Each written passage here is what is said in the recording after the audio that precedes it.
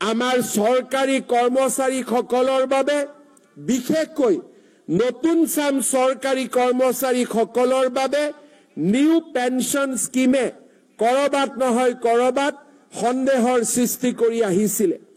এই বছৰ 1 এপ্ৰিলৰ পৰা আমি আমাৰ অসমৰ চৰকাৰী কৰ্মচাৰীসকলৰ বাবে নিউ পেনশন স্কিমৰ সামৰণি মাৰি United pension scheme UPS scheme আমি আৰম্ভ কৰিব বিচাৰিছো, যাৰ জৰিয়তে 25 বছৰ কাম কৰা চৰকাৰী কৰ্মচাৰীসকলে নিশ্চিতভাৱে তেওঁলোকে 50% চাকৰি কালৰ দৰমহা 50% ডিয়াৰনেছ এলাউন্সৰ সৈতে লাভ কৰিবলৈ সক্ষম হ'ব।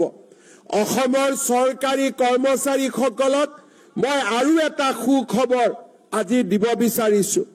2005 চনৰ আগতে যিসকলৰ নিযুক্তিৰ প্ৰক্ৰিয়া আৰম্ভ হৈছিল, কিবা কাৰণত নিযুক্তিৰ প্ৰক্ৰিয়া 2005লৈ গুচি গ'ল, তেওঁলোকে ওল্ড পেনশন স্কিমৰ জাগাত নিউ পেনশন স্কিমৰ অন্তৰ্ভুক্ত হ'বলগীয়া হৈছিল।